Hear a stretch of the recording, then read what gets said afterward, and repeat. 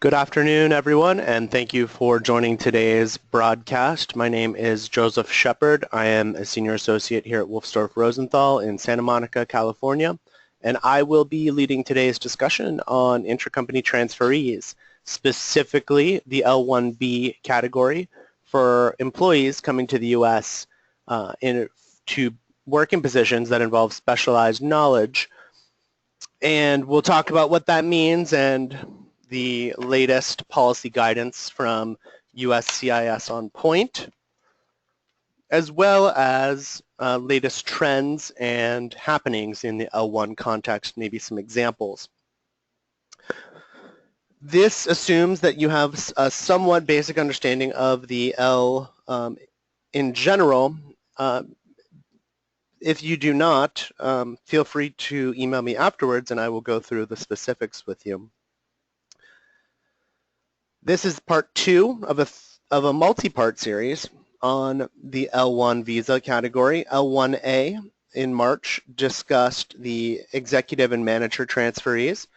Today's discussion will be on the specialized knowledge, and then the part 3, which is coming up in a few weeks, and you can check on our website for the exact dates and for the registration link, is the L1Z category and the L1Z blanket-based applications, both L1A and L1B, that can be made based on that. And I don't want to get over our head or get ahead of ourselves, so I will stick to the L1B and really what that means. This is helpful for individuals in HR positions or in-house counsel or even employees considering transferring themselves or bringing in key talent from other related entities around the world.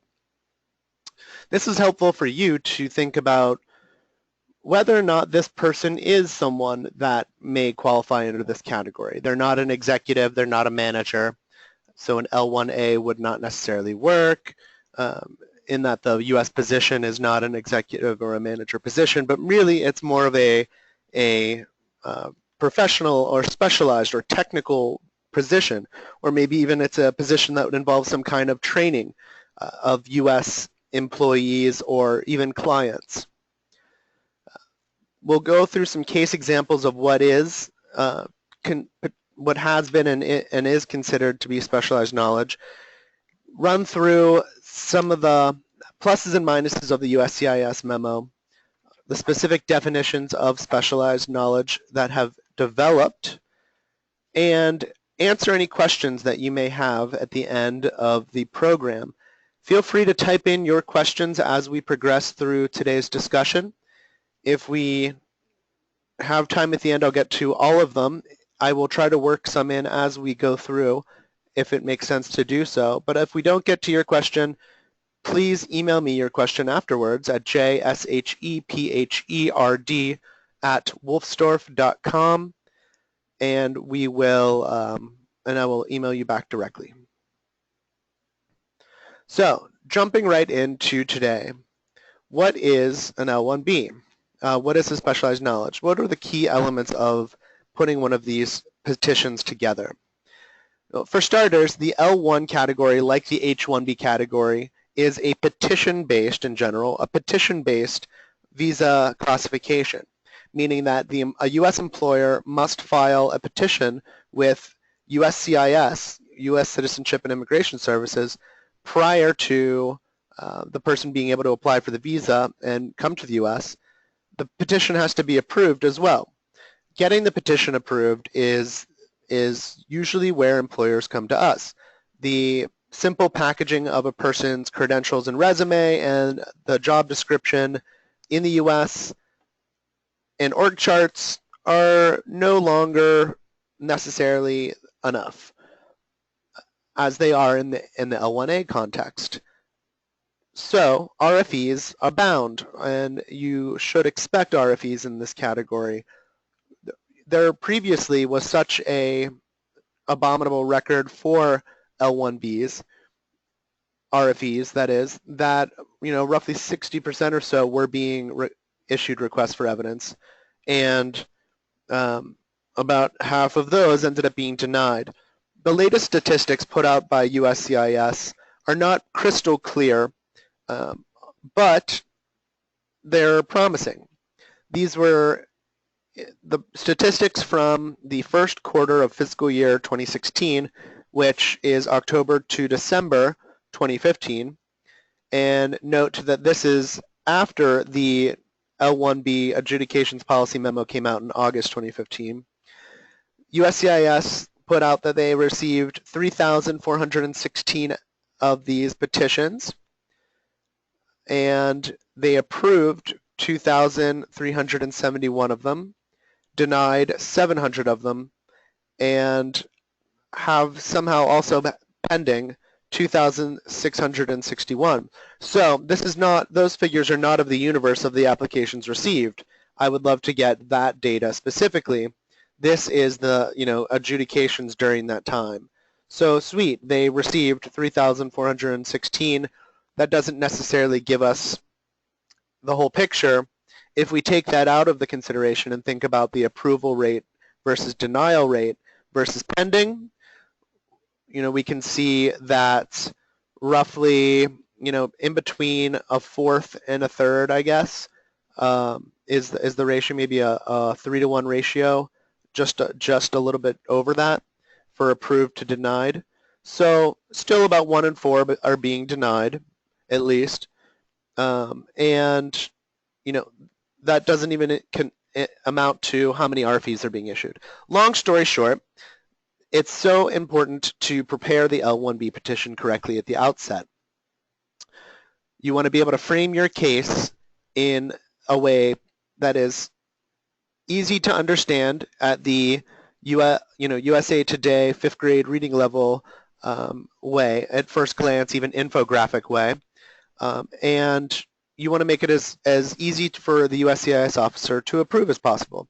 Of course, everything has to be completely and 100% accurate, true, correct, and it's with the right tools and knowledge, you're able to extrapolate from a foreign national's, say, job description abroad or job description in the U.S. and working with their manager or intended manager and working with the foreign national to really delve into the details. What exactly does this mean? What exactly do you mean by doing customer implementations or customizations? What exactly is involved in that process? What tools do you use? How did you acquire those tools and knowledge, etc.?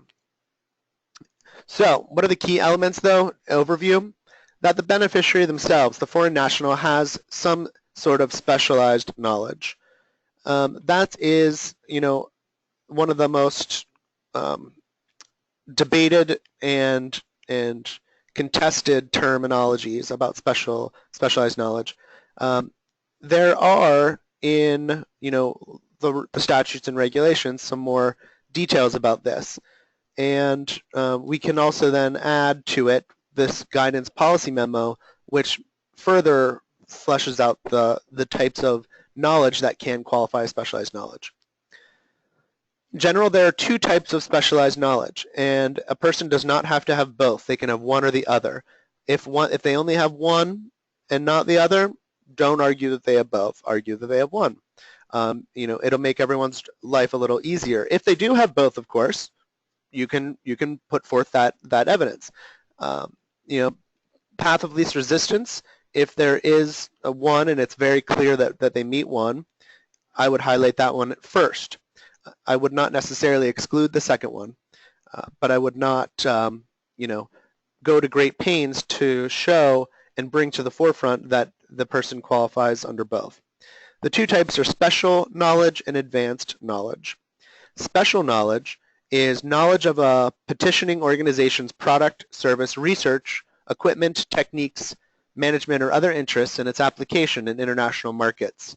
And the added definition of this for the guidance memo is that this is distinct or uncommon in comparison to that generally found in the particular industry. Special. So special knowledge is one of the two types of specialized knowledge. The second is advanced knowledge, which is knowledge of or expertise in the petitioning organization's specific processes and procedures. This can be internal, this could be external, this could be general. That is not commonly found in the relevant industry and is greatly developed or further along in the process, complexity and understanding, than that generally found within the employer. So special knowledge, advanced knowledge. Notably, the guidance policy memo definitions of these two types of specialized knowledge do make them more distinct and limited in certain ways. The guidance policy memo also goes to great lengths to, say that, well, even though we're saying that it has to be greatly developed or distinctly uncommon, it will have some flexibility. And really then they go on for about 23 pages of saying so. I don't want to get ahead of myself on the slides. Just as an aside, this information is correct on the slide we are on. I'm going into details not specifically laid out on the slides, and I will be happy to extrapolate and provide even more info if needed. So that is the number one, specialized knowledge. Okay, that's great.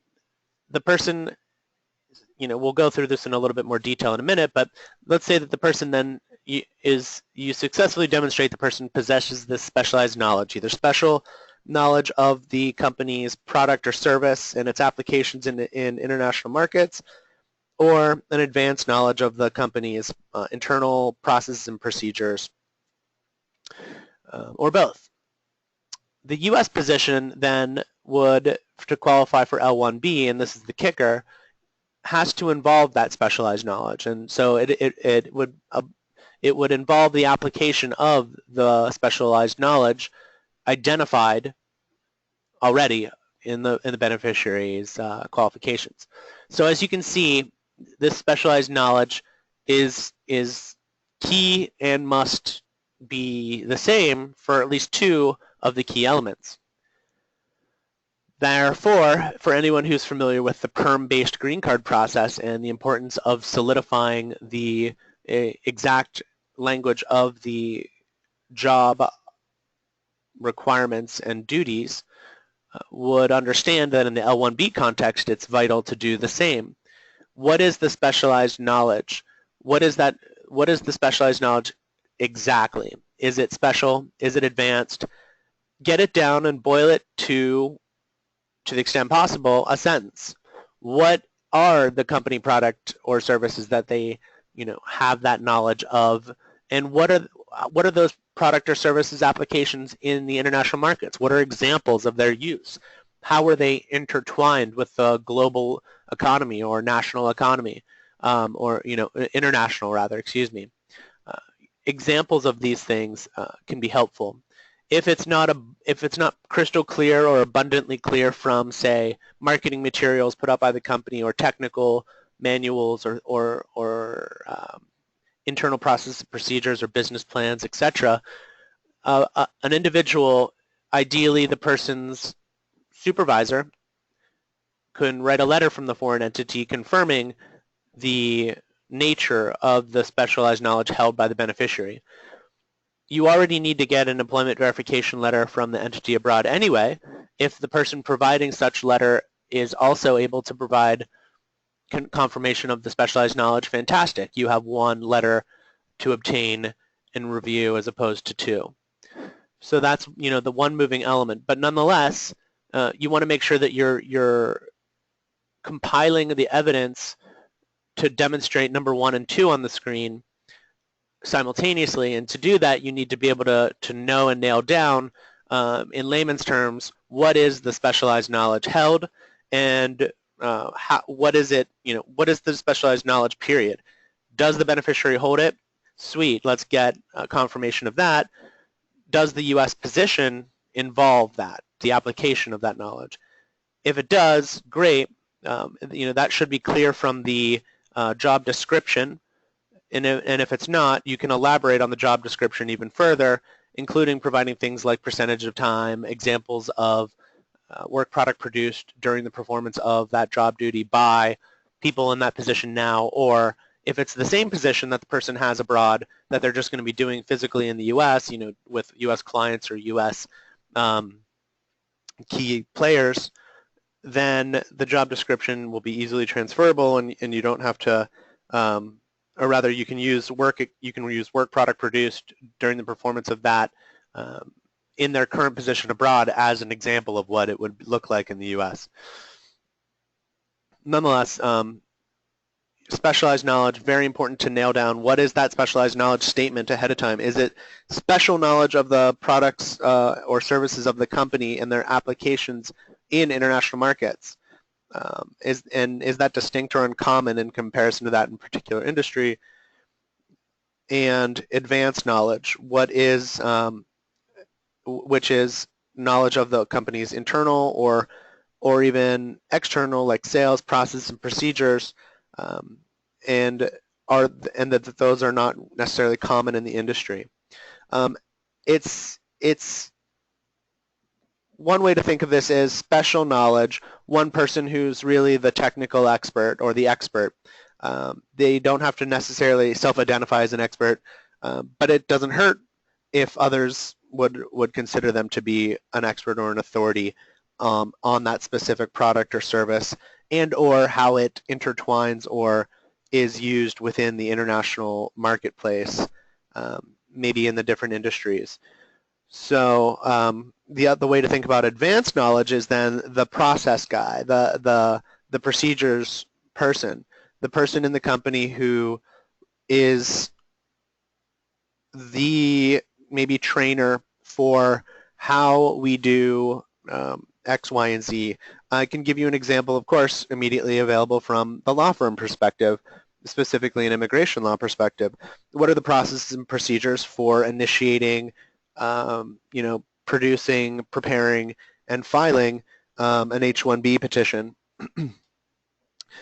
I can, not to call myself an expert and self-identify as such, but I'd certainly have advanced knowledge of my law firm's specific processes and procedures that are not commonly found within the industry for doing that same thing.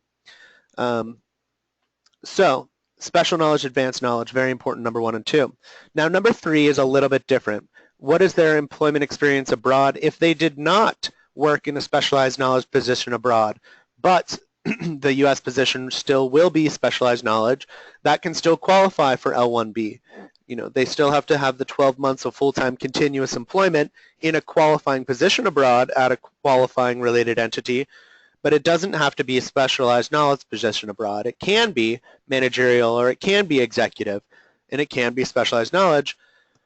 Whatever it is, it's beneficial to demonstrate how that, perhaps it did or perhaps it didn't. Perhaps the person had multiple positions previously where they had attained the specialized knowledge and more recently were promoted to a managerial position within the past, say, 2.5 years. So they don't have a one qualifying year of specialized knowledge per se, or only employment abroad, and then they have a managerial position, but they have 7 years of specialized knowledge position before that.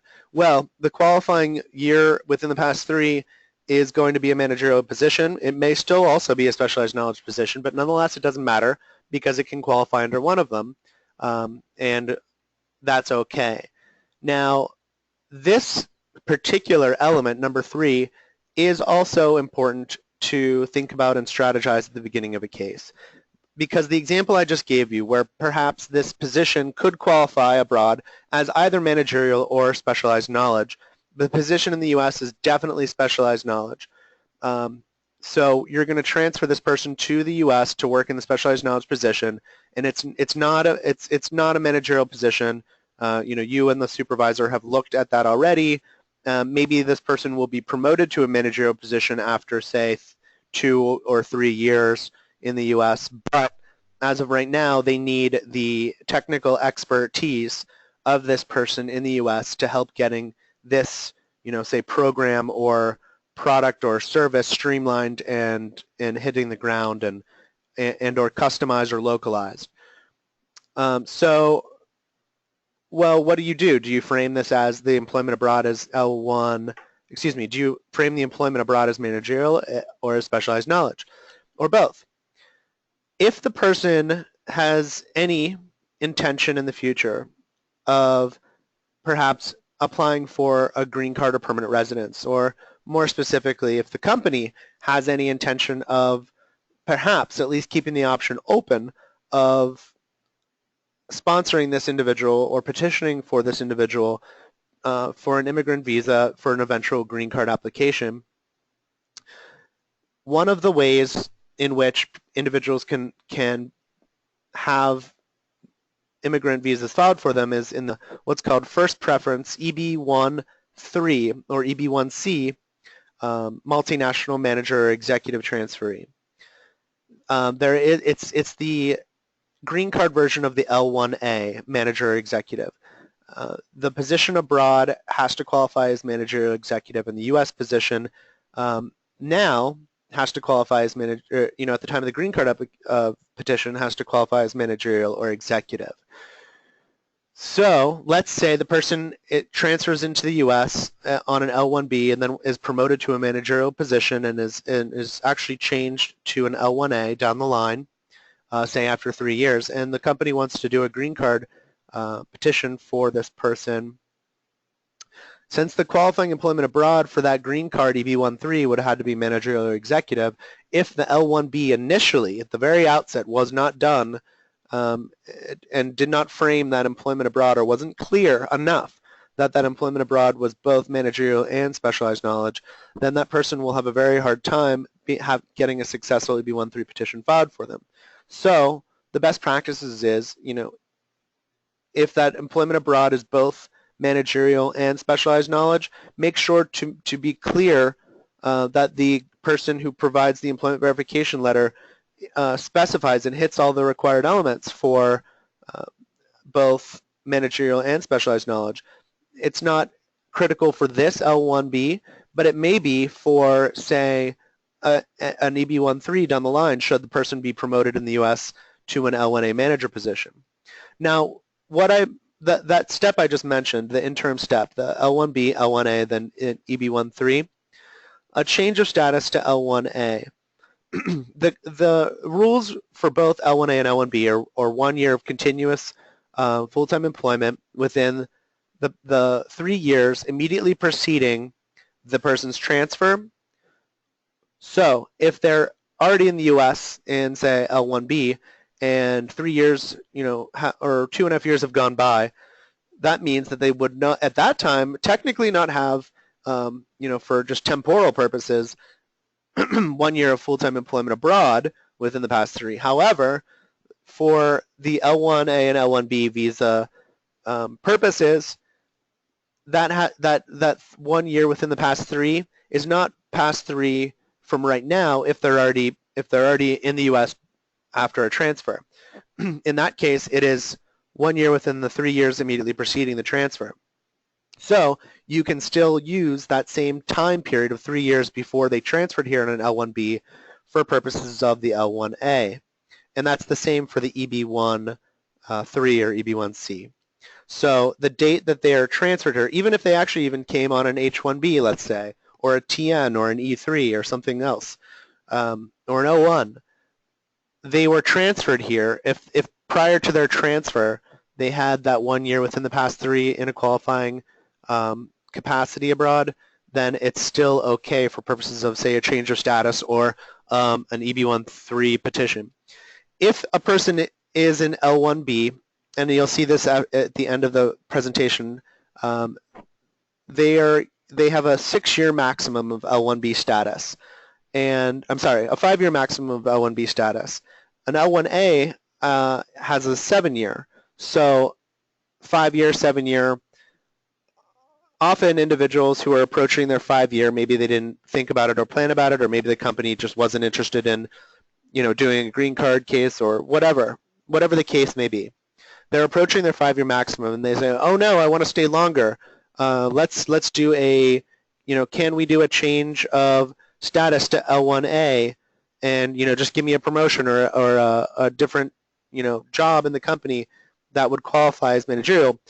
Well, USCIS, immigration has actually forethought about this and is a fraud prevention tactic or strategy requires that individuals who are changing status from L-1B to L-1A have already, at the time of the petition to change status, have already been performing managerial duties for the previous 6 months. And so that's another employment verification letter from the person's manager here in the U.S.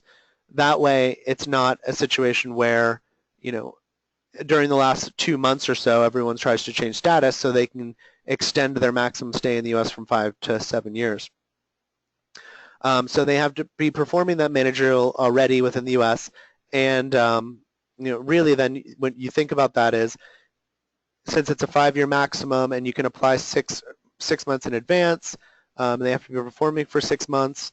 Set reminders for the 3.5-year mark to start the process if necessary for perhaps getting that person transitioned from the expert or technical specialized knowledge position in the U.S. to maybe a more managerial role, if available and possible and ideal. Maybe start transitioning them into that role, and then after 6 months, the petition or application to change their status to L-1A can be filed, and then once that is approved, then their maximum is up to 7 years, and then at that point, because you initially framed the L-1B petition, the employment abroad, as both specialized and managerial, an EB-1C has legs to stand on and could be pursued. So, the very long-winded way of going through this slide, but nonetheless, I wanted to be crystal clear about that. Number 4 is the qualifying corporate relationship, which we previously discussed during the L-1A, and I won't beat a dead horse on it.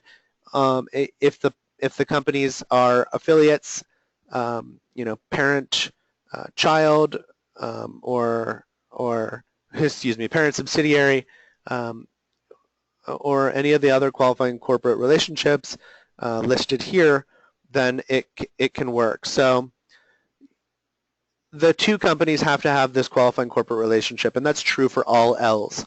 I don't want to get too far into the weeds on the corporate relationship because that'll be covered in depth for the L1Z portion on part 3 of the series.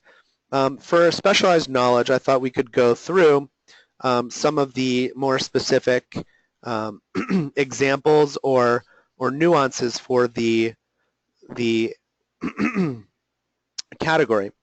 So the knowledge itself, be it special of the company products or services, does not have to be proprietary.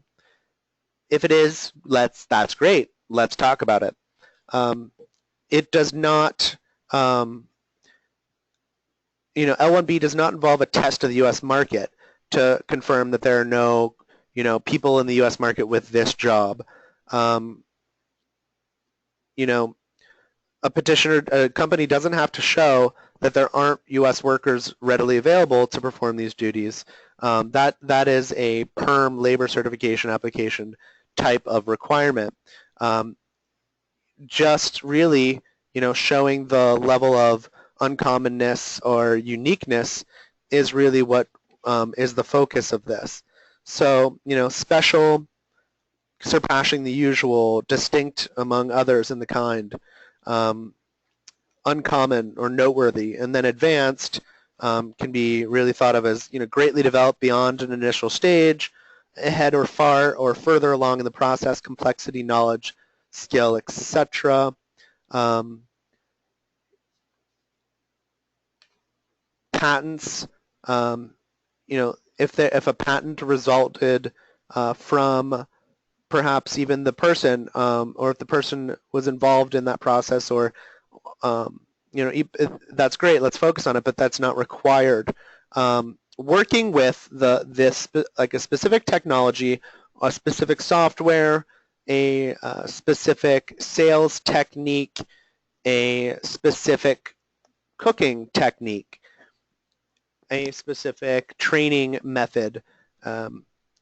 Those are types of things that may be special, and how do they interact, and what are their applications in international markets? That's a good question. So, for example, let's say there was a company that developed software for use in hospitals to be able to track and allocate the location of gurneys within the hospital and and wheelchairs and things of that nature. And this specific software is then customized and integrated into the existing system and software of hospitals around the world. And those hospitals all use, perhaps, depending on country or region, different criteria. In addition, let's say, for example, there are specific somehow, maybe HIPAA considerations involved, or Obamacare specific rules or requirements involved. Whatever the case may be, the knowledge of that specific software and company software and how it is used around the world and what are its applications, that's where you can think about the applications part of it. What are the applications of this actual software around the world? This person has special knowledge of it because, let's say, they actually do the designing of the software initially and set it up so that it's easily customizable.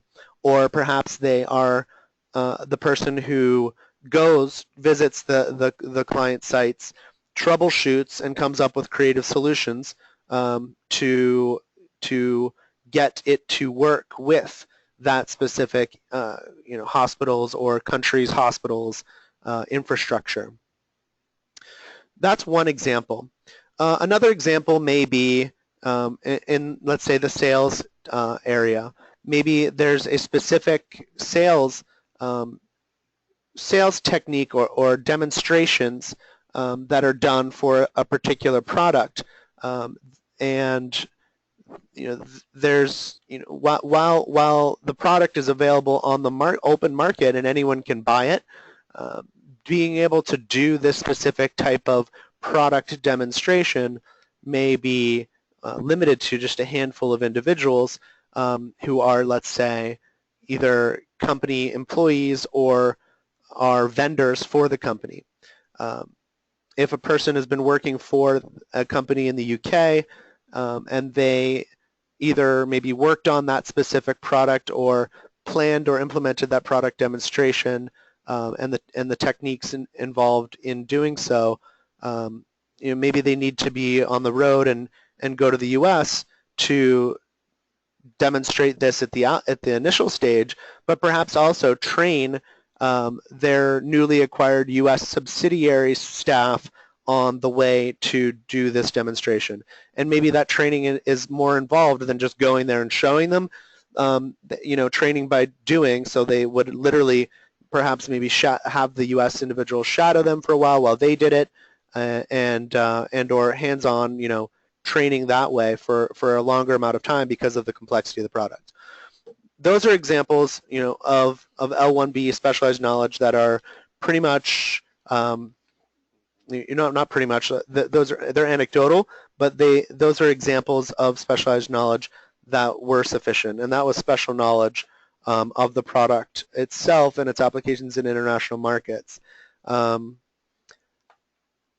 Without jumping the gun, if anyone here is, I usually get this question a lot for it, is, well, what about supervision of other individuals?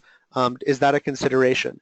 I mean, it's not a direct consideration in as much as it's not one of the requirements like it is in L-1A managers who are not necessarily functional managers. They can supervise individuals or they could not. It's not dispositive towards the outcome of the case. So if they do supervise other individuals, I would be interested and curious to see the level of the individuals that they manage. Is it like a first-line supervisor, like signing their sick leave, or is it really mentoring these other professionals or technicians in the proper use and or development of a specific product or service? So those are some examples of L-1B specialized knowledge, and I thought it would be helpful to share. One specific difference between the L-1B individual petition filed with USCIS and the L-1B blanket-based visa application, which would be based on that L-1Z approval notice from USCIS, is that if the person will be applying for the visa abroad pursuant to the blanket, or if they're Canadian and are applying for entry to the U.S. and L-1B at the border, then on the blanket, then they have to be a specialized knowledge, quote-unquote, professional. And so professional has been interpreted to mean have a degree. And, you know, does it have to be, per se, equivalent to a U.S. bachelor's degree? Not necessarily. It depends on the specific post, because their adjudication trends do not necessarily follow the same as USCIS. USCIS's, for example, L-1B adjudications policy memo of 23 pages of magic is not binding upon, say, the Department of State visa officers. So we look back then to the regulations for the Department of State, you know, and their regulations are not identical to USCIS's, and look to the Foreign Affairs Manual, which is their policy guidance at the Department of State, which is definitely not identical to USCIS's. How to demonstrate the position abroad and U.S. position qualify very briefly. This is the same in the L1 context. Employment verification letters, absolutely. Pay records or stubs or you know, company internal payroll records showing that the person was employed for at least 12 months. In L1A context, we would say, you know, let's also include the all the pay records for and the qualifications and resumes for everyone that they managed abroad if they had subordinates. In the L1B context, and you're trying to prove that the employment abroad was specialized in nature, I would want to highlight the specialized knowledge nature of it. So maybe the person made presentations or has published significant research in this area as a result of, or you know, in connection with that specialized knowledge abroad. I would include all kinds of evidence of that. Maybe the person is already a trainer. Maybe the person has done specific client visits or client site implementations or trainings. Sometimes I will even get employment verification letters from my client's clients. So any, you know, if they visited other companies or, you know, provided technical service or support for another company, and that other company, you know, can talk about how great their expertise was, and, you know, maybe even if they chose them for that expertise or if they relied upon that expertise, talk about it. And then what was the outcome of that? What, as a result of this person's involvement, what was the outcome? You know, if it's quantifiable, if we can show, you know, sales increased as a result of this, or efficiencies, you know, increased, or you know, deficiencies decreased, whatever the case may be, I would love to get my hands on it and include it to demonstrate that the employment abroad qualifies as I'm saying it does.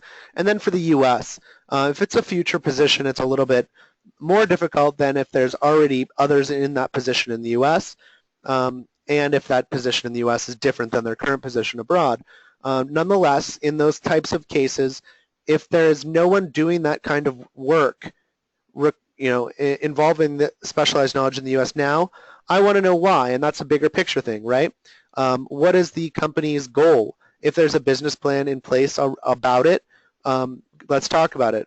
If, for example, it's a large publicly traded company and news of the acquisition or merger or, you know, whatever it is in a press release format, or maybe it's talked about in a 10K or 10Q or annual report or quarterly report about the acquisition. We, you know, to expand our services in the hospital gurney organization industry, we have acquired, you know, X company, and plan on integrating our existing software or service with theirs to increase it and cross-sell and cross-market, reduce redundancies, etc. That would be helpful, because then you could literally include whatever that is as an exhibit and say, pursuant to our goals in connection with this acquisition of our corporate affiliate or subsidiary or parent abroad, here is this petition to effectuate that. Remind USCIS that they are the gatekeepers to legitimate business travel, and like I said earlier, make it as approvable as possible. And of course, the ongoing international nature of the businesses for smaller companies, etc. The finer points, like I said, and then I'll wrap it up because I think we're a little over time. L-1B is the 5-year maximum, 3 years at first, followed by a 2-year extension. This may be like the L-1A and the H-1B. There may be recapture of time spent abroad since the first day of L-1B status. So if a person is in the U.S.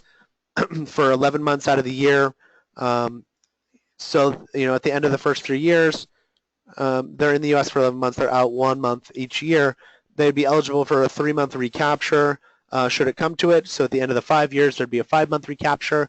So you get the idea. That pushes their L-1B maximum further in time because it's aggregate, not calendar, for the 5-year, 7-year maximums. There's also an exception for individuals who spend less than half their time in the U.S. or reside abroad but commute into the U.S., say Windsor into Detroit, or or similar along any of the northern or southern borders, and are coming into the U.S. Just to do part-time work or intermittent work and then leave. If a person qualifies any particular year as intermittent, then they are eligible for indefinite extensions of their L1, which is great and super helpful for individuals and companies who do a lot of cross-border transactions. L2 spouses, this is the same for L1A or L1B, are eligible to apply for unrestricted work permits while they're in the U.S. in L2 status. L2 children do not get work permits, but they do get L2 status. Children have to be, there's a long list of what qualifies as a child, but in general, children born during a marriage qualify as long as they are under the age of 21. U.S. immigration law calls children under 21. 21 is an age out. Always remember that. So they can stay on an L2 until that time. As soon as they turn 21, though, they got to find something else if they haven't already. And then, of course, dual intent is explicitly permitted in L status, like the H-1B. L-1A and L-1B are permitted to have both the temporary intent to come into the U.S. to do this non-immigrant work, plus the intent to immigrate to the U.S. and become a permanent resident. Similar to how the H-1B has that built in for, say, perhaps a perm-based green card process or other type of green card process built in, the L1 also has this built in place. It's a means by which it can help, consistencies and, literally not just legitimate business travel, but facilitate the needs of businesses in the U.S., both U.S. and abroad, and those that do business here. So that is the general gist of the L-1B and an overview of the L-1B adjudications at USCIS. We talked about specialized knowledge and how it can be special and or advanced and what those things mean. We talked about that the position abroad may be executive, managerial, or specialized knowledge, and or specialized knowledge, that is. But, if you're going to set this up eventually for an option of an EB1C green card, and the position abroad could qualify both as managerial and specialized, to make sure to be clear about that in the initial L-1B petition. We talked about how to demonstrate the 1 year of qualifying employment abroad, especially whenever it's specialized knowledge, and we briefly discussed the qualifying corporate relationship. Thank you all so much for your time and for your attention today. If you have any questions, you can email me, Joseph Shepard, at jshephe